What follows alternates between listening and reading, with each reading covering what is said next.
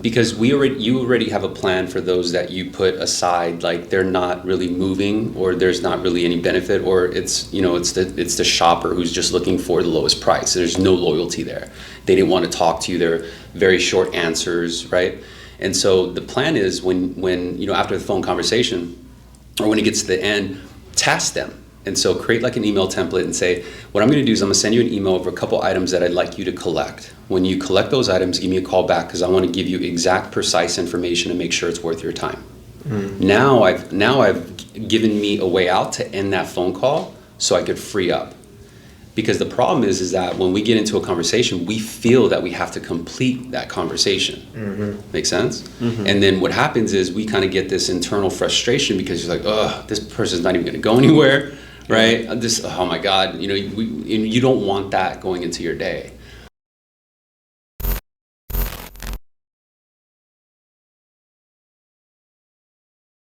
But I appreciate you guys taking the time, man. There's a couple agents out there that I think really should have been in here, but they're not. And so I said voluntary, because the goal is I want to see who wants to step up, and who's gonna take the first step, right? And so Alan, like you're on a good one right now. You're on a good momentum, but you're here. So I think that it's that enthusiasm. But nonetheless, what I want to do is I really want to kind of capture our upfront intake call to the conversion of the second call, because I think that's actually where the sale happens. The second call is really the closing, so you're showing them the logistics on how to kind of put everything in place. But the actual sale occurs on the first call.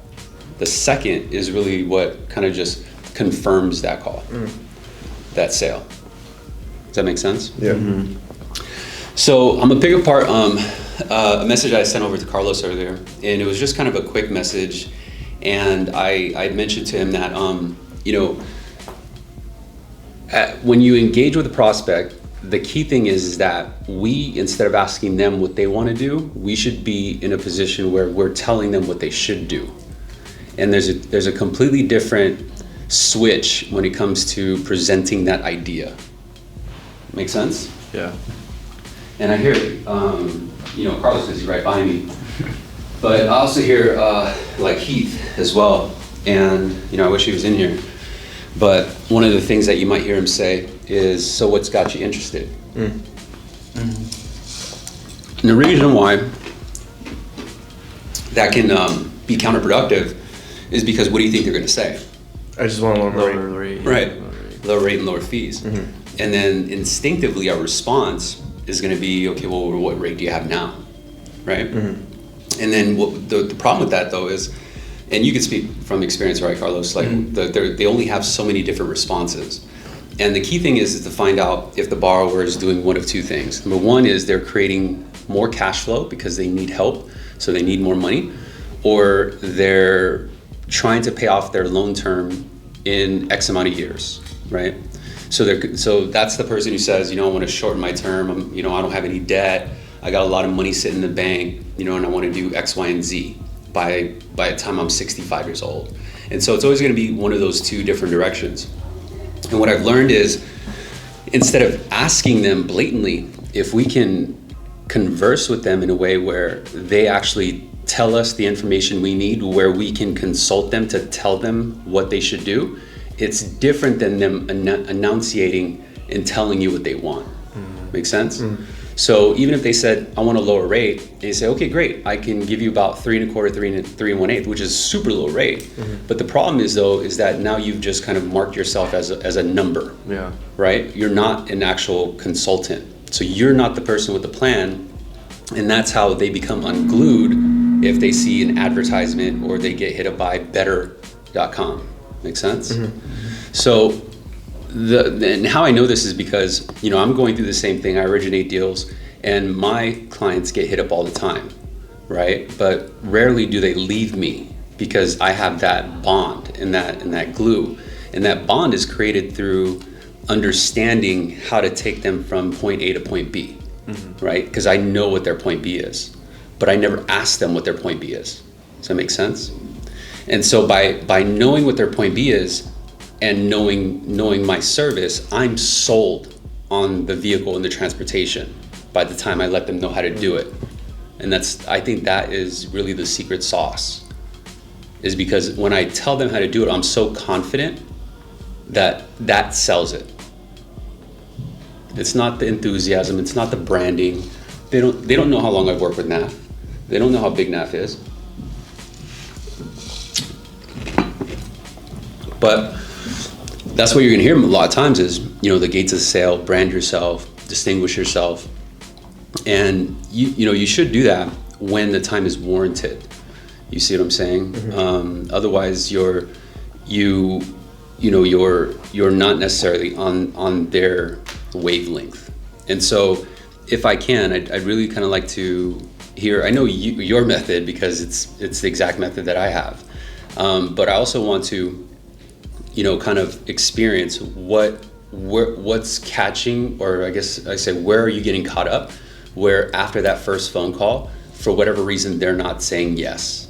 And I can pinpoint where it happens. Number one, it happens either at the very beginning of the call because they take over driving the conversation, or it happens at the time of delivery of the presentation because of the way it's being presented, or we lose connection at the time of at locking it in because we're not setting up the proper expectation. Does that make sense? Mm-hmm. So Carlos, if I can get some of your input, where do you think, looking at kind of everyone's month to date on the locks and elevations, mm-hmm. and knowing that I see you here all the time, you're taking a lot of calls, you're working as hard as the rest of us. Mm-hmm. What are some of the challenges that you're facing? Of recent, I would say honestly, this is the first time I've had this influx of calls coming in and kind of navigating how to situate my day. So time management, number one, right? Because I feel like sometimes I see a deal and then like I just get caught up with other people and other things, and I'm not isolating necessarily like the client. So I actually put something into effect as of like 2 days ago, because I watched Chikati and what he does, and he'll take like paper apps and like left-hand side people who actually seem like legitimate clients and people on the right side who do not. So kind of I feel like I did not set myself up or organize my circumstance to where I was pitching the right people, mm-hmm. or like some of the good prospects, people that actually I could have closed, I just wasn't reaching out to in a timely fashion because I just didn't have good time management. So I just wasn't hitting the right people. Okay. And is it a matter of forgetting the content and kind of the pieces of that conversation to where you feel the need? At times, honestly, because like I'll go on a second call and then I'll be like, I'll pitch what I had written down based on, because I always have a template that I utilize to LTVs, credit score, all that stuff. So I have all that information. Sometimes over the course of a conversation, they'll tell me 2 separate scenarios, and then I'll go with what I think is best. But then on the next call, because I didn't write down a specific note for them, mm-hmm. I'm going in a different direction than them. So I think organization is definitely one of the aspects I need to improve on. Right. What calendar system are you using right now? You mean in order to like, you're talking like through BV or through Outlook or whatever? Well, for me, for now, what I'm doing, so for instance, Monday, the calls are coming in, a lot. So the way I was running it is if they allowed me to run a full application, I wrote down their LTV, credit score, and then what I was trying to do is assess when they're available, right? And you get some people who are like, an hour from now, well, I can't talk at that time, what about this evening? And then kind of setting up the calls accordingly, right, for that day. So that was the inbound calls that I had for the day. On the middle row, I had, current clients, so locked to elevations, and then also people who were Credit Karma but didn't let me pull their apps, text messaging them, those are kind of the second phase of who I look to reach out to. And then on the right hand side, I have clients who don't allow me to pull credit and don't even reach back out to me or callbacks, things of that nature. So are you guys experiencing that too? Somewhat? Yeah. Especially like the last couple of days with the influx of calls. Because I've also had like not only just the leads, but like, people I talked to the last 2 weeks are all of a sudden coming back like, hey, I heard rates dropped. Can we relook at this? Okay, good. And so like I'm getting dialers and emails and calls from like past people that so it's like a fire hose in your face. Yeah, exactly. It felt like that yesterday. Missed calls and CSRs reaching out, hey, this client wants to reach back out to you. And then like you don't remember every file, so I'll pull it up. I'm like, dude, I don't even got a loan for this guy. Like, right. And then clients that just funded that are reaching out. So you have like this trifecta or quadfecta, whatever. Literally anybody with the pulse is reaching back out. Yeah. You know, and it's, So you could use it to your advantage, obviously, but you know, I would say probably the best way is prioritizing the deal, right? And so when you're engaging with these people, you could tell if they're interactive or it's not really there, right? And so there are a couple ways that you can kind of test their pulse. From, you know, as simple as saying, hey, I just want to make sure I got your email correct. I'm gonna send you an email. It's gonna say my information in the subject line. Do me a favor, reply back right when you get it. And so if they never reply back, then you kind of get an idea of whether or not you kind of made it concrete. Mm-hmm. Now that advice is going to be helpful right now because we're having a lot of short conversations and a lot of conversations, right? So what I want to do is I want to help you guys become so efficient where you don't necessarily need to have a lot of conversations.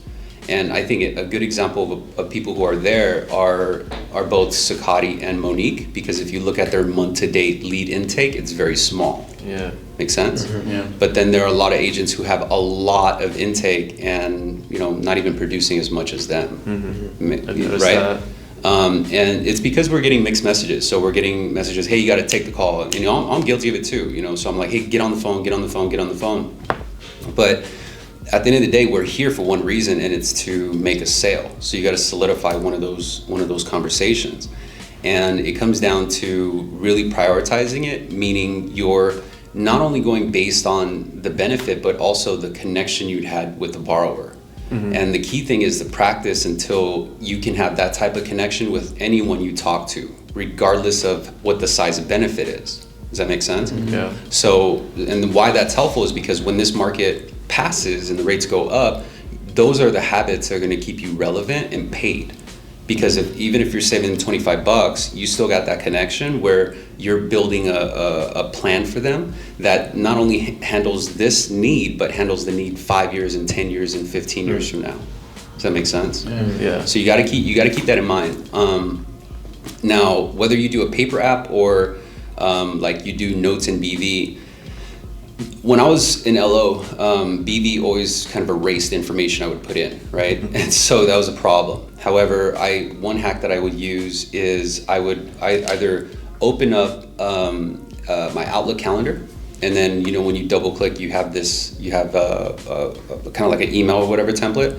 So what I would do is actually type in their last name, and then in the body type in my conversation, because I know I can't let go of that. It would ask me, do you want to delete it? Does that make sense? Mm. And then after that conversation, I set that call up and then I color it based on priority. So if it's green, that's money. I'm not gonna fucking do anything besides that during that time. But you did mention one thing, Carlos, is that, you know, it sounds like you're saying, hey, can I call you back in an hour?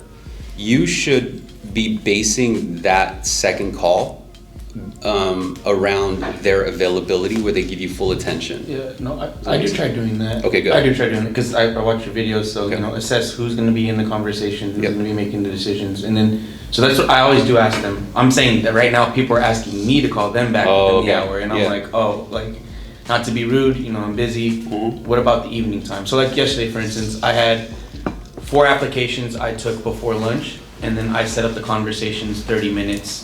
Spread out in the evening time because they were all East Coast. Okay. So I mean, from watching your videos, I try to assess when they're available. You know, what I'm saying is, so many calls are coming in. So many people want rates almost right then and there. It's See that rate table. That's what I'm saying. Like, I'm new to this market. I feel like navigating the things and prioritizing is definitely needs to be in my priority list. Right. I need to figure out how I'm gonna schedule people, what time to set aside for what kind of borrowers. So the advice you're giving is definitely helpful. So funding 10, Alan, last month, what's something that you do with your time management?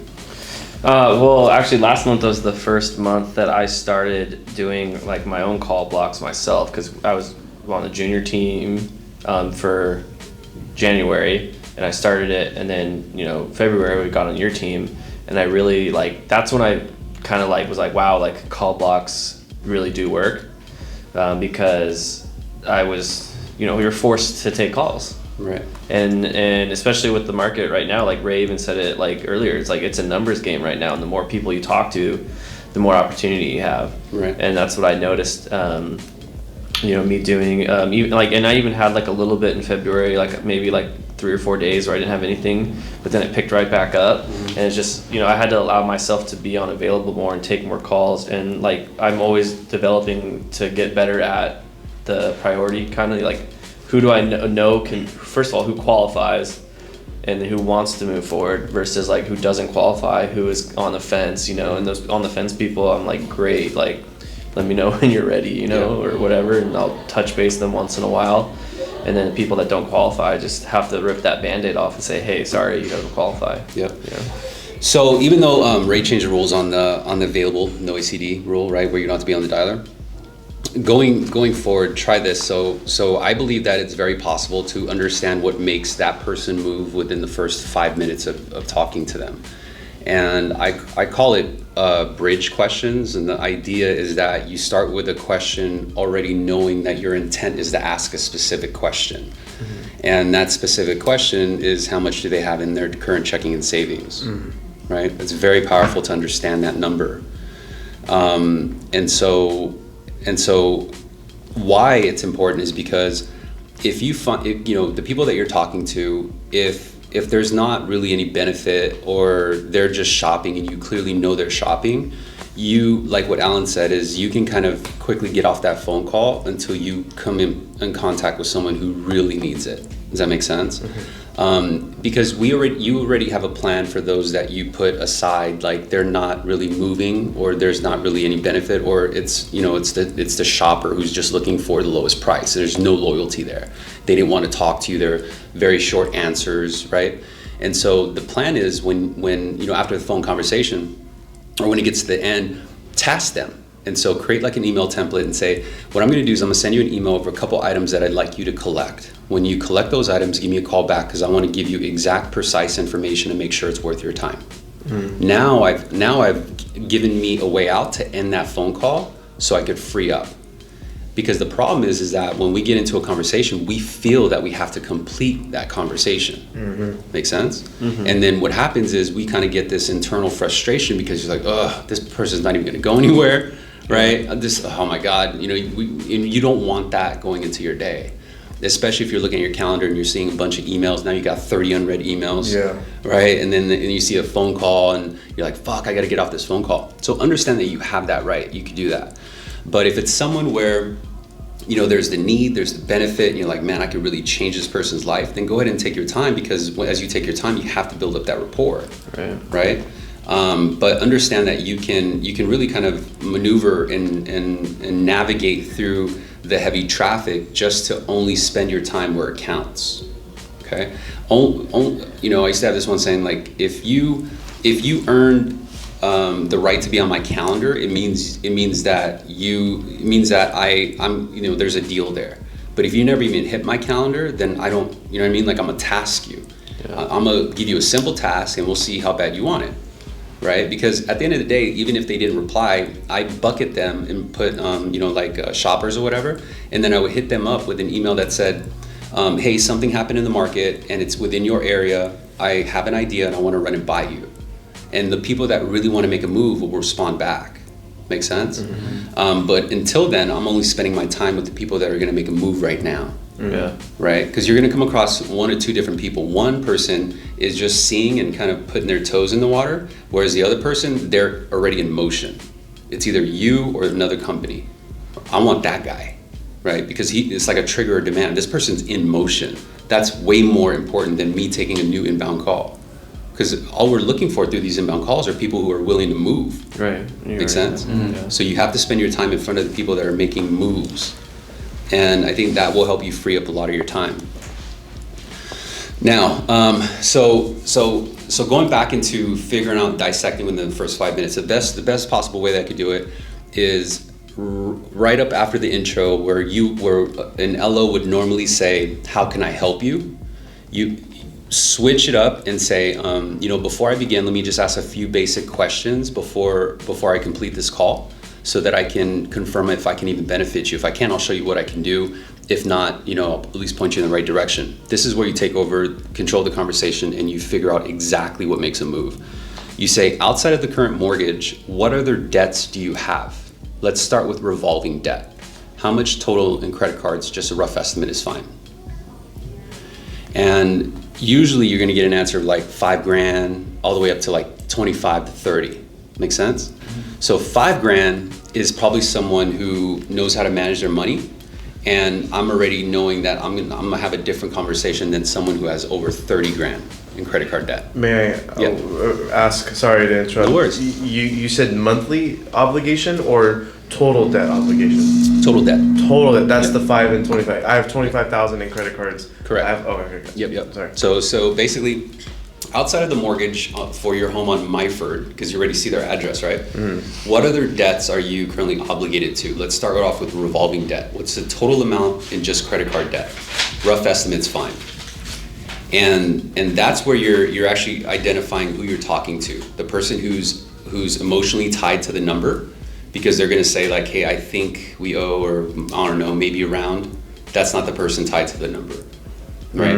Whereas the person who says, I got about 30 grand, like spot on confidence in their tone, that person's tied to the number. So I know that person needs to be there. Makes sense at the time of pitch.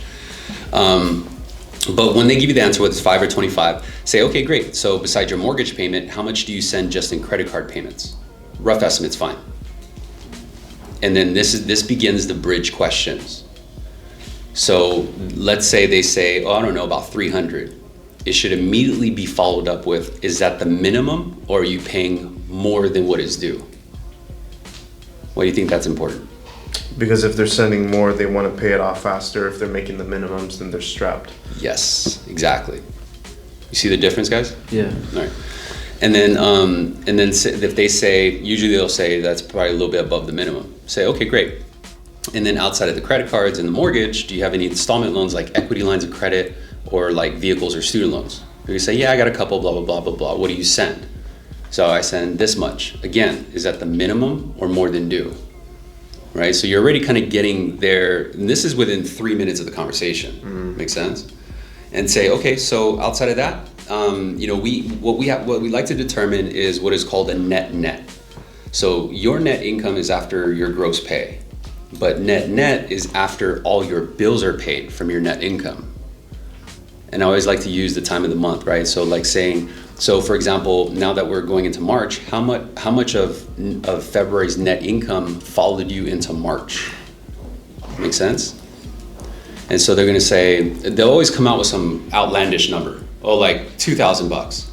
But that is the ultimate bridge to say, great, if you're putting $2,000 a month inside your bank account every month, how much do you currently have in checking and savings? And that's the buzzer, right? That's the money button. Because then they're gonna say, I have about $4,000 or $5,000.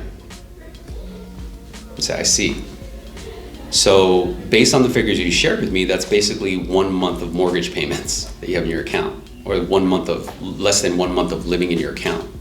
And they're gonna say, yeah, okay, now you got them. And say, okay, well, before I go any further, let me just verify a few things with regards to income. Now I'm starting to slide in questions on the 1003.